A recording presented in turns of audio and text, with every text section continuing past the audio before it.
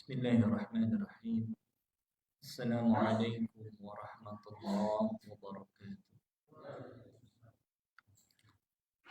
Alhamdulillah. Alhamdulillahilladzi arsala rasulahu bil huda wa dinil haqq liyudhhirahu 'alad dini kullihi wa kafaa billahi shahida. Asyhadu an la ilaha illallah wa asyhadu anna Muhammadan 'abduhu wa rasuluh. Allahumma salli wa sallim wa barik ala nabiyyina Muhammad wa ala alihi wa ashabihi ajma'in.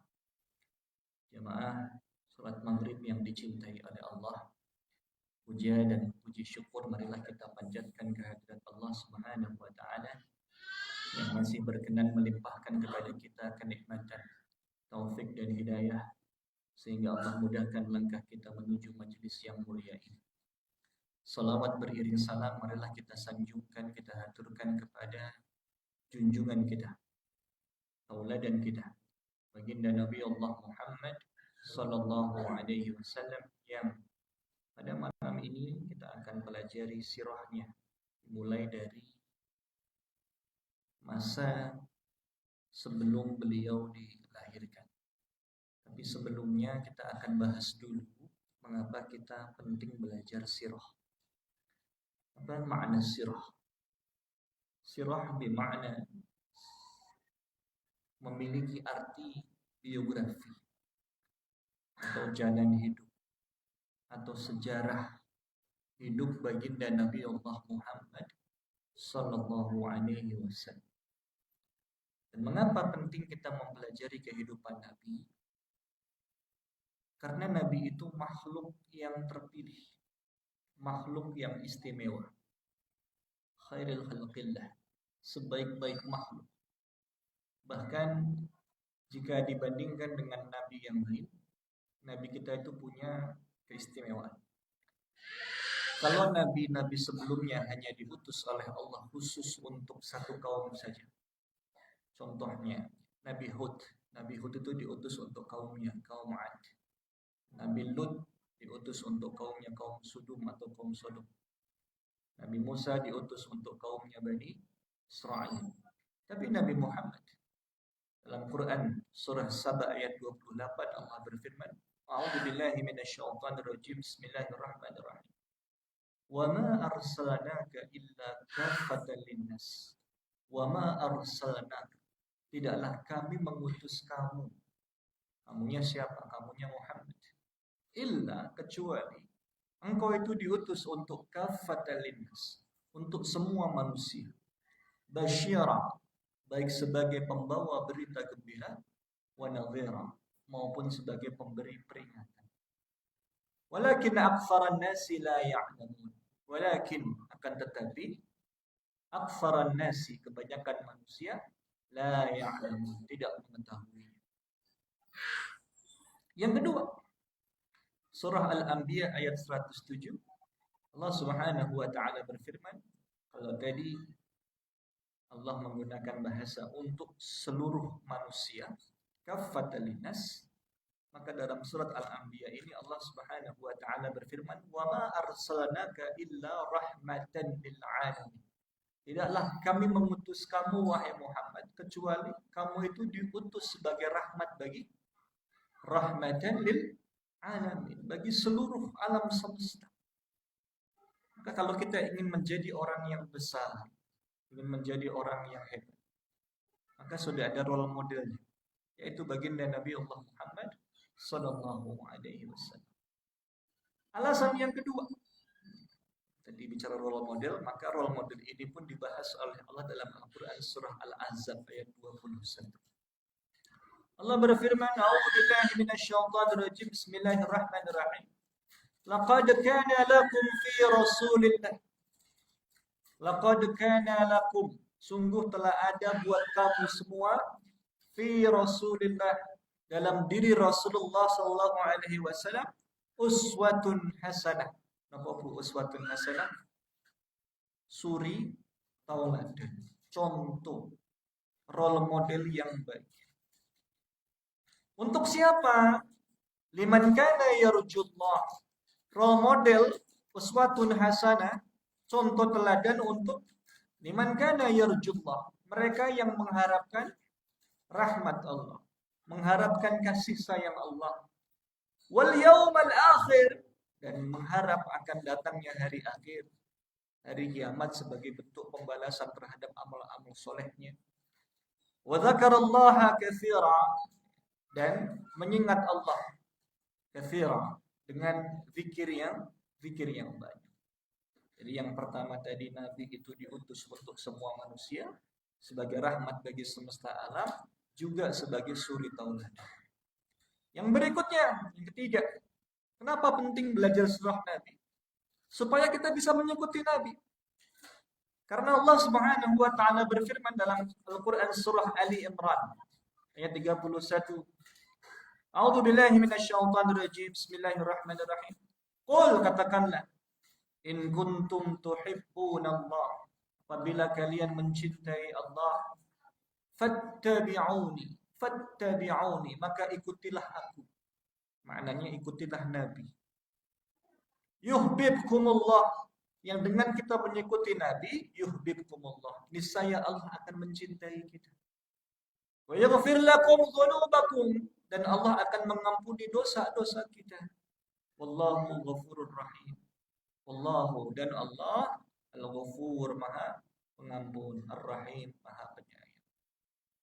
Gimana cara ikut Nabi? Ya belajar sirahnya, belajar bagaimana cara hidupnya, belajar bagaimana sunnah-sunnah. Kalau ingin dicintai oleh Allah, maka Allah berfirman, fattabi'uni, ikutilah Nabi. Caranya belajar. Hadirin yang dicintai oleh Allah, maka pengaruh yang luar biasa ini tidak hanya diakui oleh kalangan internal umat Islam saja, tetapi juga oleh kalangan eksternal umat Islam. Ada seorang penulis namanya Michael Hart. Ini seorang astrofisikawan, orang Yahudi. Dia menulis 100 orang yang paling berpengaruh. Ditaruh urutan yang pertama siapa? Nabi Muhammad. Di atas siapa? Di atas Newton, di atas Yesus, di atas Siddhartha Gautama. Terus kemudian ya, di atas pencipta Konghucu, ya, Konfusius. Masya Allah. Orang Yahudi, tapi dia tempatkan orang yang paling berpengaruh di dunia itu siapa? Nabi kita Muhammad sallallahu alaihi wasallam. Bapak dan Ibu yang dicintai oleh Allah. Sekarang kita mulai dari kondisi sosial sebelum Nabi dilahirkan. Masyarakatnya, lingkungannya, zamannya disebut dengan zaman apa? Ya, jahiliyah. Kenapa disebut dengan zaman jahiliyah? Karena pada saat itu orang-orang di Jazirah Arab, wabil khusus di Mekah, itu diliputi dengan kebodohan. Apa bentuk kebodohannya? Yang pertama, mereka menyembah berhala, menyembah Tuhan-Tuhan yang mereka buat sendiri. Kemudian ada kebiasaan yang buruk, yaitu mabuk dan judi. Bahkan orang Arab itu kalau dia minum khamr itu seperti kalau kita minum teh. Sering, sehari berapa kali kita minum teh? Makanya ayat pengharaman khamr itu diturunkan oleh Allah secara bertahap. Supaya apa? Supaya tidak langsung jeglek. Supaya orang Arab siap dulu secara lahir batin untuk meninggalkan kebiasaan minum khamr, kebiasaan judi. Kemudian nanti ada juga kita sebutkan kebiasaan berzina. Jadi mereka punya kebiasaan, bahkan kata istri Nabi nanti ada 4 macam model pernikahan di masa jahiliyah. Kita akan bahas nanti. Bahkan saking direndahkannya derajat perempuan karena perzinahan yang sedemikian rupa, sampai-sampai di antara mereka yang takut miskin dan menganggap memiliki anak perempuan itu aib, dengan tega menguburkan bayi perempuannya hidup-hidup. Yang pertama, menyembah berhala. Jamaah yang dicintai oleh Allah. Tapi orang Arab secara tauhid rububiyahnya itu betul, Pak. Jadi kalau mereka ditanya siapa yang menciptakan langit dan bumi, itu mereka jawabannya benar. Siapa? Allah. Kita bisa simak dalam Al-Quran surah Az-Zukhruf ayat 87. Allah berfirman, "Wala in sa'altahum, wala in sa'altahum," apabila kamu bertanya kepada mereka, kepada orang-orang jahiliyah itu, "Man khalaqahum," siapa yang menciptakan mereka? Maka mereka menjawab, la yaqulunallah, mereka pasti akan menjawab, yang menciptakan kami adalah Allah. Fa'anna yufakun, maka bagaimana caranya mereka bisa dipalingkan dari penyembahan, pembersihan akidah mereka dengan hanya menyembah Allah, kemudian nanti mereka bisa menyembah berhala. Jadi secara tauhid rububiyahnya itu betul. Yang bermasalah tauhid uluhiyah. Nanti mereka mengadakan sesembahan-sesembahan lain selain daripada Allah. Kita simak juga dalam Al-Quran surah Al-Ankabut ayat 63. Allah berfirman, la in sa'altahum, apabila ditanyakan kepada mereka, man nazzala minas sama'i ma'an, man siapa, nazzala minas sama', yang menurunkan dari langit, ma'an, air hujan, fa ahya bihil ard, lalu kemudian menghidupkan bumi dengan air hujan itu, mim ba'di mautiha, setelah keringnya, setelah matinya. Jadi, tanah kering kerontang diturunkan oleh Allah hujan, maka kembali subur. Ya. Maka mereka akan menjawab, la yaqulun Allah, yang menurunkan air hujan itu siapa? Allah. Masya Allah. Qul alhamdulillah, bal aktsaruhum la yaqilun. Qul alhamdulillah, maka ucapkanlah segala puji bagi Allah.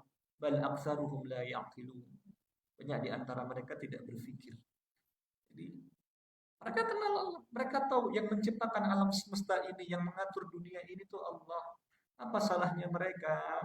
Salahnya mereka mengadakan sesembahan lain selain daripada Allah. Salahnya mereka menciptakan tandingan-tandingan lain selain daripada Allah. Diberi nama ya Lata, Uzza, Manat, Hubal. Dibuatlah berhala dari apa? Dari batu dipahat, dari kayu dipahat, dari gandum dibentuk sedemikian rupa boneka ya. Jadi dari gandum, dari makanan dibentuk seperti boneka terus disembah. Diberi nama. Dalam Al-Quran surat An-Najm ya, ayat 19 dan sampai 20 Allah berfirman, afara'aitumul Latta wal Uzza. Insyaallah mereka mengadakan sembahan-sembahan lain namanya Latta, Uzza, wa Manat ats-tsalitsata al-ukhra, dan Manat yang ketiga yang lain disebut sebagai anak perempuannya Tuhan, anak perempuannya Allah. Masya Allah. Jadi salahnya apa? Ini kesalahan terbesar. Dosa yang luar biasa yang tidak terampuni, yaitu syirik. Menyekutukan Allah. Kalau dosa yang lain Allah masih bisa ampuni. Sebesar apapun dosanya. Tapi kalau sudah bicara syirik, tidak terampuni di sisi Allah Subhanahu wa ta'ala. Na'udzubillahi min dzalik. Kemudian selain menyembah berhala, luar biasa mereka tadi ya disebutkan suka mabuk, punya kebiasaan minum khamr. Makanya khamr oleh Allah Subhanahu wa taala pengharamannya diturunkan beberapa tahap ya. Surat ayat beberapa tahap. Yang pertama surah An-Nahl ayat 67. Allah Subhanahu wa taala berfirman, "Wa min thamaratin nahili wal a'nab." Wa min, dan dari thamaratin nahili wal a'nab, dari buah kurma dan buah anggur. Tattakhiduna minhu saqaran. Tattakhiduna minhu saqaran. Kamu buat minuman yang sakaran, memabukkan. Wa rizqan hasanan, dan rezeki yang baik. Apa maknanya? Dulu itu diperbolehkan mabuk. Belum haram. Jadi ketika ayat ini turun, konteksnya itu belum haram, masih diperbolehkan. Inna fi dzalika la'ayatan liqaumin yaqilun. Inna fi dzalika, sesungguhnya pada yang demikian itu la'ayatan liqaumin yaqilun, terdapat tanda-tanda bagi kaum yang berfikir. Masih boleh. Kemudian setelah mereka berislam, sedikit demi sedikit gitu ya, menerima perintah Nabi, turun kemudian ayat yang kedua. Al-Baqarah 219. Allah berfirman, yas'alunaka 'anil khamri wal maisir. Yas'alunaka, mereka bertanya kepadamu Muhammad, 'anil khamri, tentang khamr, tentang minuman keras, tentang minuman yang memabukkan, wal maisir, dan tentang perjudian. Qul, katakanlah wahai Muhammad, fihima, pada keduanya, pada meminum minuman khamr dan judi, ithmun kabir, terdapat dosa yang besar. Wa manafi'u linnas, dan ada juga manfaatnya bagi manusia. Jadi Allah jelaskan itu dosanya besar. Tapi juga ada manfaatnya. Ini masih boleh. Wa ithmuha akbaru min naf'ihima. Wa ithmuhuma, tetapi dosanya yang dilakukan karena yang melakukan judi dan melakukan mabuk minuman khamr itu akbaru min naf'ihima. Dosanya lebih besar dibandingkan dengan manfaat yang kamu dapatkan. Efek buruknya lebih besar dibandingkan dengan efek baiknya. Yang kedua, masih boleh tapi diperingatkan. Boleh mabuk, boleh judi, tapi ingat efek buruknya lebih besar dibandingkan dengan efek baik. Lanjut, tahap yang ketiga. Ayat ini turun kenapa? Karena dulu ada sahabat yang sholatnya sambil teler. Mabuk mereka. Dulu para sahabat itu masih, karena khamr masih diperbolehkan, dalam kondisi sholat pun ada yang mabuk. Bahkan ada yang membaca Quran surat Al-Kafirun nggak beres-beres, Pak. Nah, sambil mabuk. Kuliah ayyuhal kafirun la'abudu ma ta'budun. Terus enggak selesai. Karena salatnya sambil mabuk. Maka turunlah ayat ini. Quran surat An-Nisa ayat 43 Allah berfirman, "Ya ayyuhalladzina amanu, wahai orang-orang yang beriman, la taqrabus salat." Janganlah kamu deketin tempat salat. Jangan kamu salat wa antum suqara, sedangkan kamu dalam keadaan mabuk, dalam keadaan teler. Hatta ta'lamu ma taqulun, sampai kamu mengetahui apa yang kamu bicarakan. Dilarang sudah. Jadi ketika mau sholat jangan mabuk. Sudah mulai ya menjauh.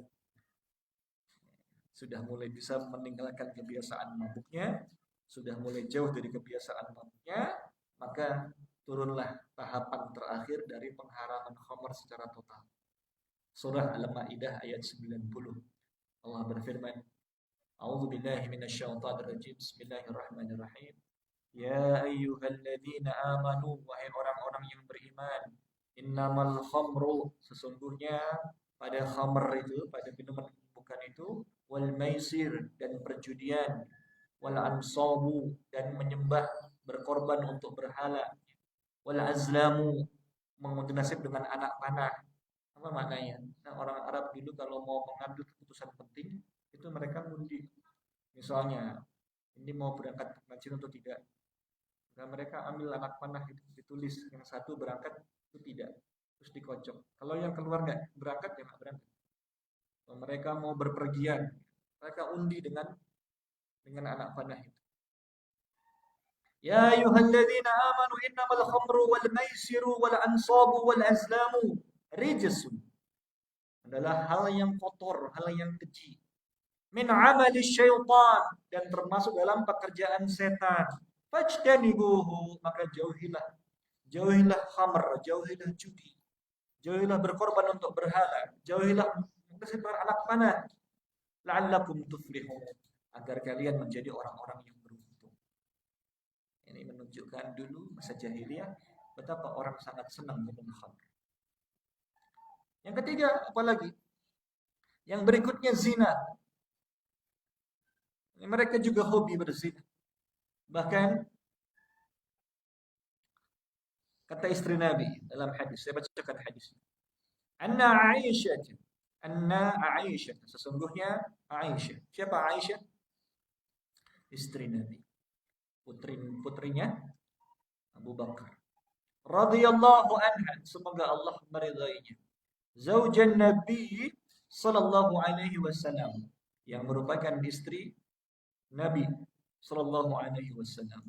Akhbarathu, telah mengabarkan, anna nikaha kana fil jahiliyah ala arba'ati anha'in. Anna nikaha, sesungguhnya pernikahan, kana fil jahiliyah, pada masa jahiliyah, ala arba'ati anha'in, ada 4 macam. Pernikahan di masa jahiliyah itu ada 4 macam. Fakana minha nikahun nisa'il yaum. Yang pertama dari keempat model itu adalah nikahun nasil yaum, adalah pernikahan pada hari ini. Ada maharnya, ada mempelainya, ada saksinya. Pernikahan di masa Islam. Yaitu Yakhtubu ar-rajulu ila ar-rajuli waliyatahu. Yakhtubu, terjadilah khitbah. Seseorang melamar. Yakhtubur rajul, seseorang melamar. Ila ar-rajul, kepada orang lain, waliyatahu, yang merupakan wali perempuan. Fayusdiquha, lalu dia memberikan maharnya. Thumma yankihuha, kemudian terjadilah pernikahan. Itu nikah zaman saat ini. Ini nikah di masa Islam. Wa nikahun akhar, sedangkan nikah yang berikutnya, yang lainnya. Nikah yang kedua, yaitu kana rajul, yaitu seseorang, yaqulu li imra'atihi, berkata kepada li imra'atihi, kepada istrinya. Idza tahurat min tamfiha, idza tahurat, apabila dia telah tahurat, suci. Min tamfiha, dari haidnya.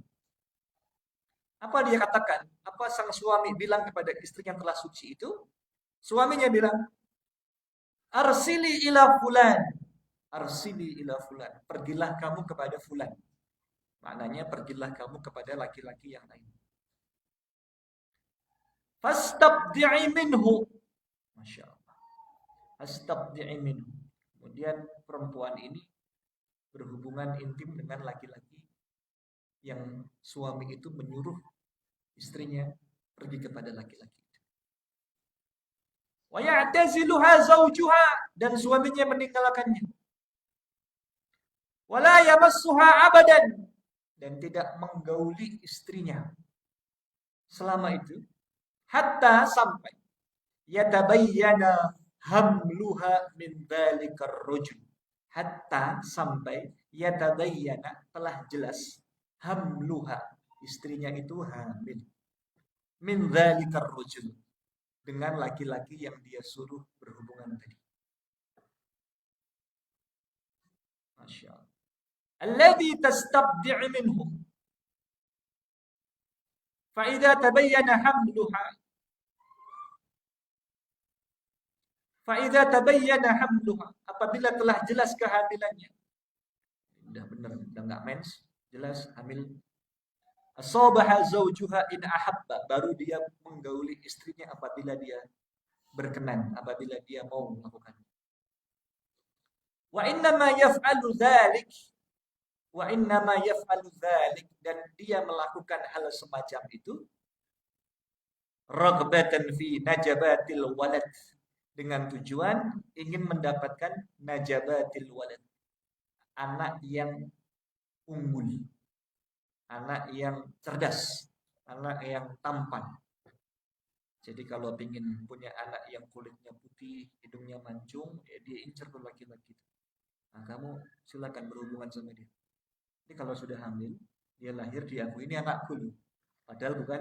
Nah, bayangkan kalau modal pernikahan itu sampai sekarang masih terjadi. Rusak. Fakana hadha nikahu yusamma nikahal istibda'. Fakana hadha nikah, dan pernikahan semacam ini yusamma, diberi nama nikahal istibda', nikah istibda'. Ini model yang kedua. Yang ketiga apa? Lebih konyol lagi. Wa nikahun akhar, sedangkan pernikahan yang lainnya. Model yang ketiga. Yajtami'ur rahtu dunal asyarah. Yajtami'u, berkumpulah. Rahtu dunal asyarah, laki-laki yang jumlahnya kurang dari 10. Fayadkhuluna 'alal imra'ah. Fayadkhuluna 'alal mar'ah. Fayadkhuluna, dan dia masuk, dan mereka laki-laki yang sebut jumlahnya hampir 10 orang ini masuk alal mar'ah, ke rumah salah seorang perempuan. Kulluhum, mereka semua, yusibuha, mohon maaf, menggaulinya. Fa idza hamalat, apabila perempuan ini hamil. Gimana cara menentukan bapaknya? Tadi berapa yang masuk, Pak? Hampir 10, di bawah 10. Fa idza hamalat, apabila dia hamil, wa wada'at, dan dia melahirkan. Wa marra layalin ba'da an tada'a hamlaha. Wa marra layalin, dan telah berlalu beberapa malam. Ba'da, setelah an tada'a hamlaha, dia melahirkan apa yang dikandungnya, setelah dia melahirkan anaknya. Ursalat ilaihim, maka perempuan itu mengutus utusan kepada orang-orang yang mampir kemarin. Falam yastati' rajulun minhum ayyam tani', dan tidak ada seorang pun di antara mereka yang berhak menolak undangan itu. Jadi ketika dipanggil, mereka wajib datang. Hatta, sampai yajtami'u indah, sampai mereka berjumpa di hadapan perempuan itu. Di hadapan perempuan itu. Fataqulu lahum, perempuan itu berkata kepada dia. Perempuan itu berkata kepada orang-orang, kepada mereka, orang-orang yang mampir kemarin. Qad araftum alladzi kana min amrikum. Qad araftum, kalian udah tahu kan? Alladzi kana min amrikum, tentang permasalahan ini. Kemarin kalian mampir kan? Wa qad walad, dan hari ini aku udah punya anak. Siapa bapaknya? Wa huwa ibnuka ya fulan, dan ini anakmu fulan. Bebas nunjuk. Si perempuan bebas nunjuk. Wa huwa ibnuka ya fulan, ini anakmu fulan. Wa tusanni man ahabbat minhum bi ismihi. Wa tusanni man ahabbat minhum bi ismihi. Wanita tersebut bebas menunjuk laki-laki yang dia sukai. Fayalhaqu bihi waladuha, dan anak itu pun waladuha, menjadi anaknya, anak yang ditunjuk oleh perempuan itu. Konyol. Buh sopo, buh anak sopo gitu ya. Yang penting dia bebas nunjuk. Nah, ini anakmu. Yang ketiga. Yang terakhir, wa nikahur rabi', sedangkan pernikahan yang keempat. Yajtami'un nasul katsir. Yajtami'u, berkumpulah an-nas, manusia laki-laki. Al-katsir, dengan jumlah yang banyak. Berarti asumsinya di atas 10. Oh, tadi kan di bawah 10. Ini banyak, berarti asumsinya di atas 10 orang. Fayadkhuluna 'alal mar'ah, fayadkhuluna 'alal mar'ah, maka laki-laki yang banyak ini masuk ke rumah perempuan. La tamni'u mimman jaa'a, la tamtani'u mimman jaa'a.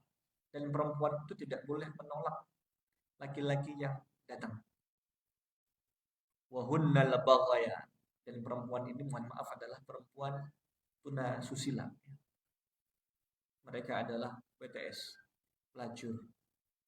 Kunna yansibna ala abwabihi, kunna yansibna ala abwabihinna rayatin. Maka perempuan ini menancapkan rayatin, apa rayatin? Bendera, sebagai tanda bahwa laki-laki itu boleh masuk. Jadi selama bendera itu tertancap, maka laki-laki itu bebas masuk. Yakunna alam, bendera itu berlaku sebagai tanda liman aradahunna, bagi orang-orang yang menginginkan perempuan itu. Dakhala alaihinna, mereka pun masuk menemui, menggauli perempuan itu. Fa idza hamalat, apabila wanita itu hamil. Fa wada'at hamlaha, dan melahirkan apa yang dikandungnya. Jami'u laha, maka laki-laki yang tadi masuk dikumpulin. Kalau tadi yang ketiga, gimana Pak caranya? Si perempuan bebas menunjuk. Yang keempat lebih aneh. Wada'au lahumul qafah, maka perempuan ini memanggil laki-laki atau seseorang yang pandai melihat kemiripan.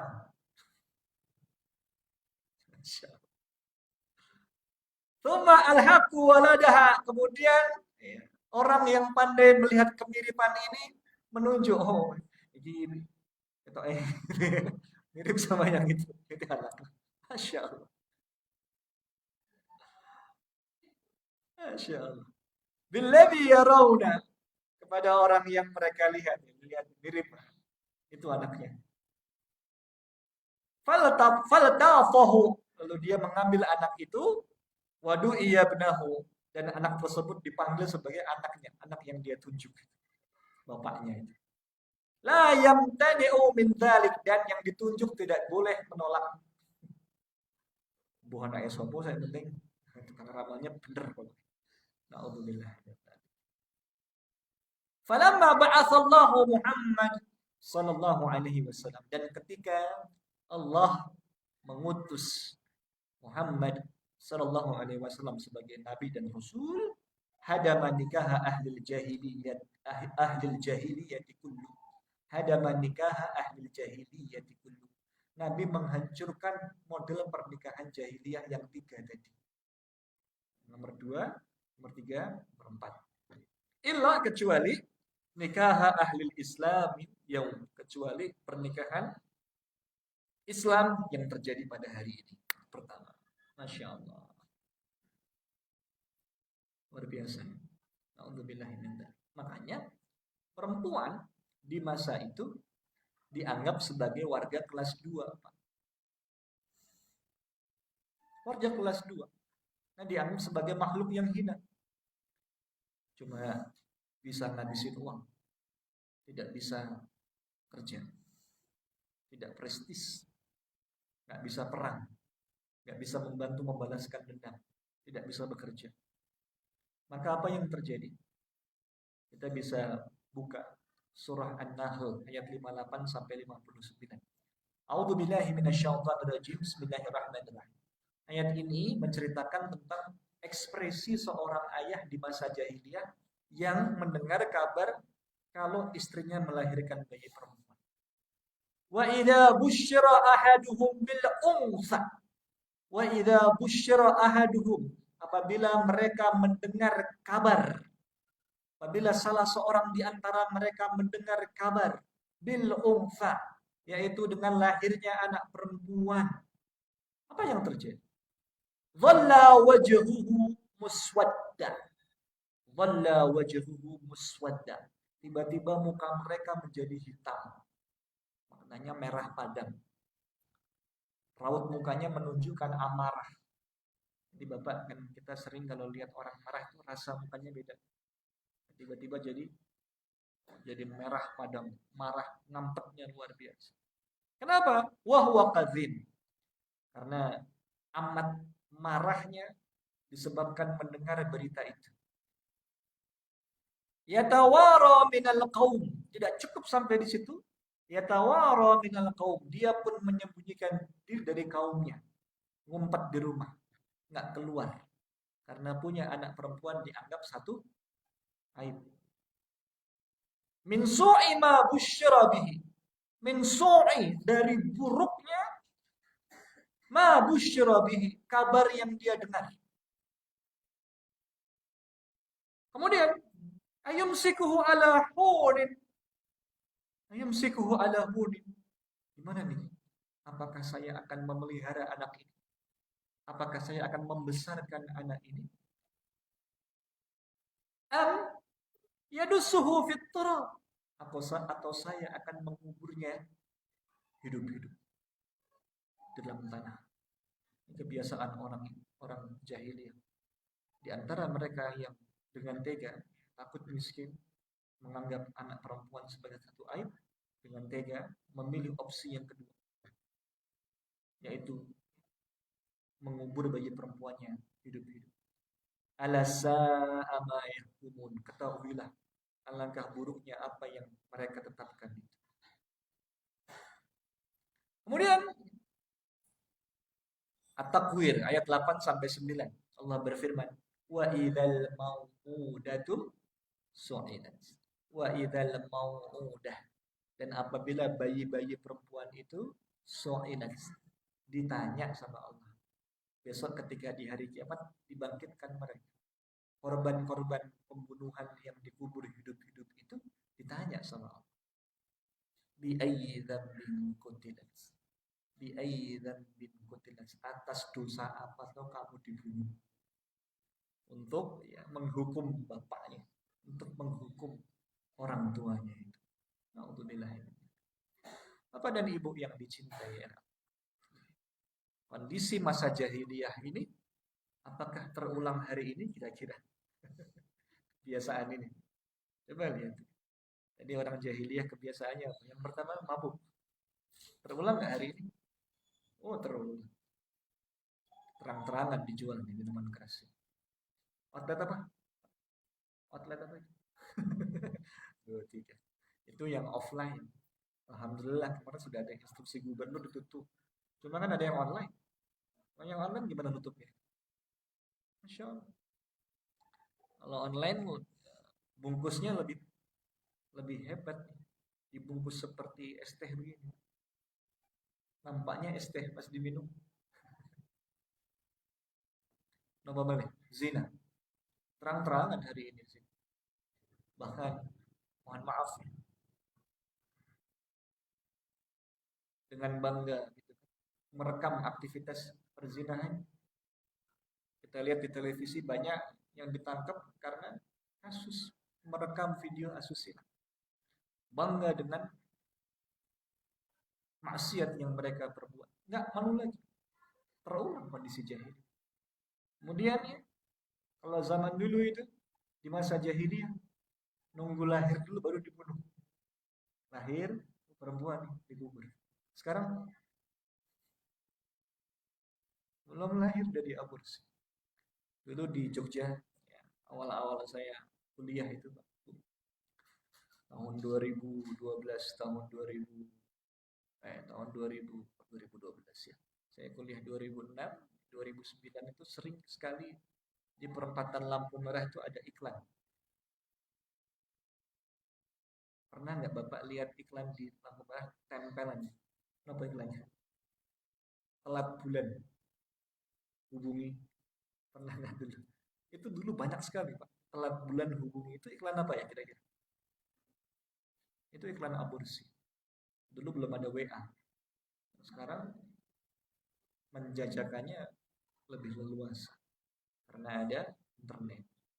Maka terulang Pak, kondisi jahiliyah di masa. Kehadirin yang dicintai oleh Allah, Nabi luar biasa.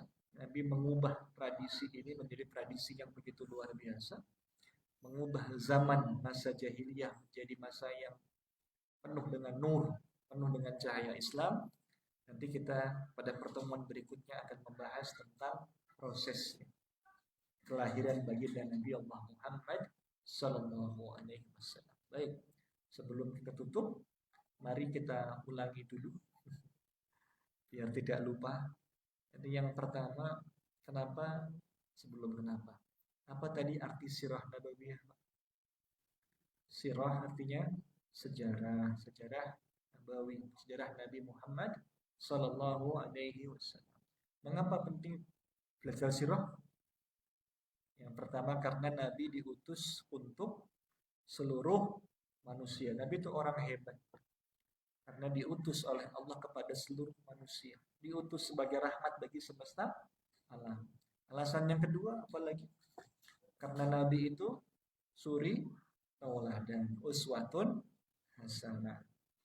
Maka wajib kita pelajari sirahnya agar bisa kita meniru bagaimana keseharian beliau. Karena beliau merupakan contoh teladan. Kemudian yang ketiga tadi kenapa penting? Karena kalau kita cinta kepada Allah, buktinya apa? Kita ikuti baginda Nabi Muhammad Sallallahu Alaihi Wasallam. Terus tadi kita bahas kondisi sosial di masa Nabi. Mekah sebelum Nabi lahir dikenal dengan masa apa? Jahiliyah. Kenapa disebut dengan masa jahiliyah? Karena orang diliputi kebodohan. Di antara kebodohannya, yang pertama mereka menyembah Tuhan yang mereka buat sendiri. Dari apa? Ya, dari gandum, dari batu, dari kayu, diberi nama Lata, Uzza, Manat, Hubal. Lucunya, Tuhan yang mereka buat dari gandum, itu kalau musim kering tiba, musim lapar tiba, apa yang terjadi?